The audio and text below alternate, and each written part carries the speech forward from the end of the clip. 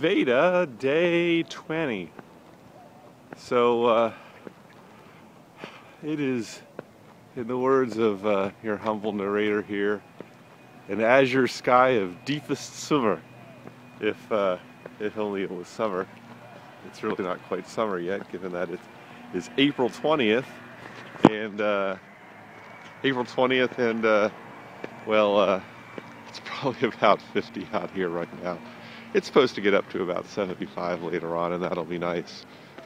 So being that it is 420, I'm going to dedicate this video to my good buddy Jeremy out on the West Coast. I will leave off last names to protect the guilty or innocent, as the case may be, and give a shout out to Jeremy and his girlfriend Cindy, and hope that all is well for them.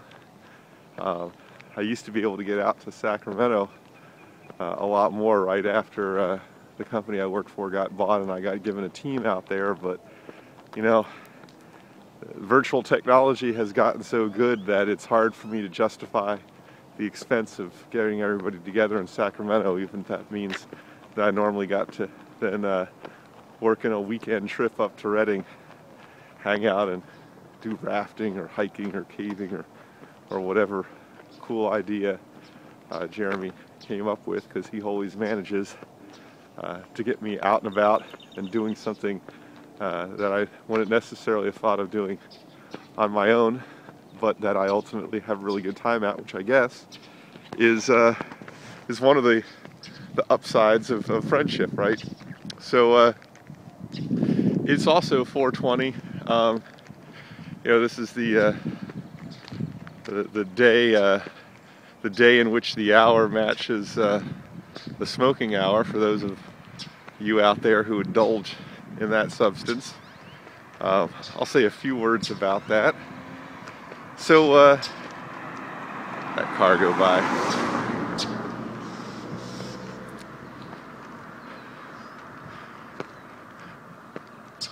I continue to be amazed at, I guess, the general paternalism in our society and our willingness, seemingly collectively, to accept things that are told to us by people in positions of authority without really critically examining anything regarding them. So nowhere is this seems to be more clear than in the area of marijuana prohibition. Marijuana prohibition dates back to the 30s, really to right after the end of alcohol prohibition. After we repealed prohibition because it dramatically increased the success and power of organized crime, so what was one of the smarter things and one of the few times in our history where we've dialed back on government Leviathan, we ended it in the 30s. But of course, you now have this massive government bureaucracy that had grown up to basically harass and make people's lives miserable, and now they had nothing to do. You had tens of thousands of government agents who were going to be out on the street and having to find something to do that actually helped society rather than hurt it.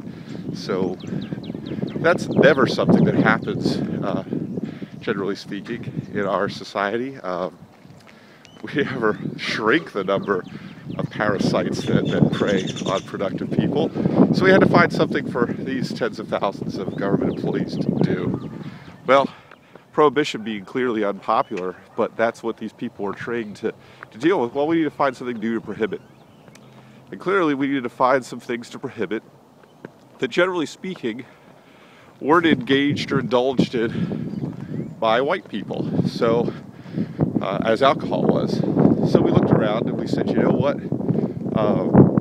The Mexicans, by and large, smoke marijuana, and the Chinese, by and large, smoke opium. I don't mean, when I say by and large, I don't mean that by and large lots of Chinese or lots of Mexicans indulge. I'm saying that of the people who did indulge at that time, by and large, they divided along ethnic grounds. And so, you know, our government being very, very racist. I mean, FDR was an incredibly racist man, an anti-Semite, an anti-Japanese person. I mean, the things that were done in the name of, well, I won't even go there, but those who hold him up as an idol really need to look and read their history a little bit more. But being a raging bigot and a raging Anglophile, I guess you could say, it became easy then to use the same flawed logic that gave us Prohibition, use that same flawed logic to make cannabis and opium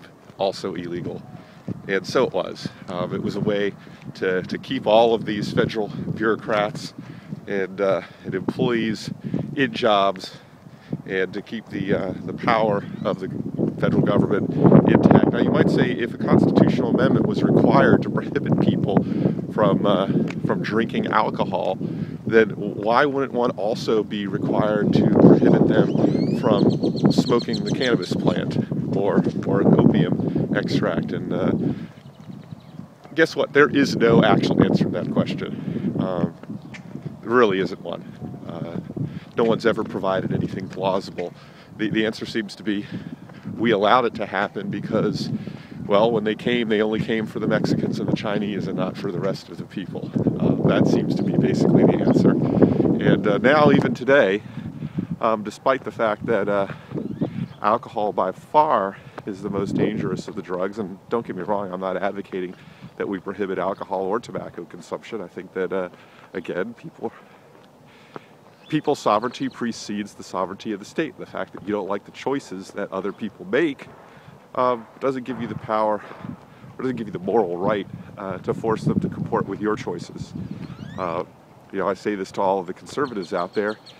There's a large number of people who think that belief in God or religion is actually actively harmful to youth. I don't necessarily agree with that either.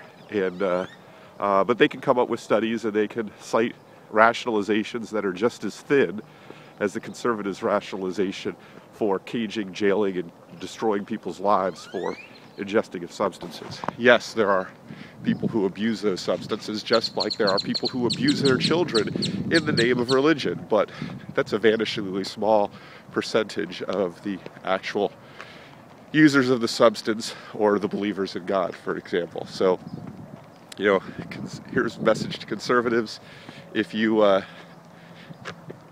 to stop the war on Christianity, you have to stop the war on drugs, because they're all cut of the same cloth. They're the cut of the totalitarian impulse to control other people's beliefs with guns. Pretty much that simple. So that's what I'll say about that. My rant on pot smoking.